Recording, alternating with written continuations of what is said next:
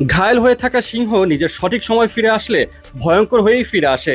মুস্তাফিজ যেন সেই ঘায়েল সিংহ, যে কিনা তৃতীয় ওডিআই ম্যাচে একাই শিকার করে নিলেন কিউইদের 5টি উইকেট। আর এই 5টি উইকেট শিকার করে মুস্তাফিজের ক্যারিয়ারে মোট 6 বার ফাইফারে দেখা পেলেন। সাথে সর্বোচ্চ ফাইফার পাবার তালিকায় ওয়াসিম আকরামের ঘাড়ে শ্বাস নিচ্ছেন ফিজ।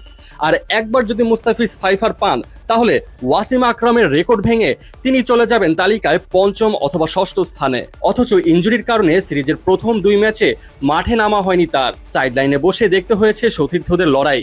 কিন্তু সিরিজের ভাগ্য নির্ধারণী শেষ ওয়ানডেতে একাদশে ফিরেই যেন তাক লাগিয়ে দিলেন মুস্তাফিজুর রহমানের বিধ্বংসী 5 উইকেটের সামনে তাসের ঘরের মতো ভেঙে পড়েছে নিউজিল্যান্ডের ব্যাটিং লাইন আপ। চট্টগ্রামের জহুর আহমেদ চৌধুরী স্টেডিয়ামে মুস্তাফিজের বোলিং তোপে 210 রানেই থমকে যায় কিউইদের ইনিংস। মুস্তাফিজের 5 উইকেট আর নাজমুল হোসেন শান্তর সেঞ্চুরিতে সিরিজের শেষ ম্যাচে 55 রানের বড় জয় নিয়ে 2-1 ব্যবধানে ওয়ানডে সিরিজ নিজেদের করে নিল বাংলাদেশ। এই দিন কাটার মাস্টার 9 ওভার বোলিং করে মাত্র 43 রান খরচায় একাই তুলে নিয়েছেন 5টি উইকেট। তার বোলিং তোপে নিউজিল্যান্ডের কোনো ব্যাটারি স্বস্তিতে থাকতে পারেনি। মুস্তাফিজের শিকারের তালিকায় প্রথমেই ছিলেন হেনরি নিকোলস। 4 রানে নিকোলসকে লিটন দাসের ক্যাচে পরিণত করে প্রথম সাফল্য এনে দেন তিনি। এরপর আউট করেন কেলিকে।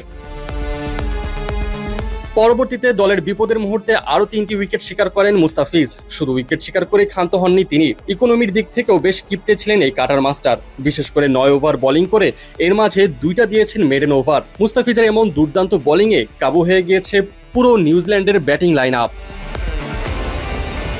ম্যাচের শুরু থেকে মুস্তাফিজ ছিলেন অপ্রতিরোধ্য। বিশেষ করে তার করা 2টি মেডেন ওভার কিউইদের রান তোলার গতির লাগাম টেনে ধরে।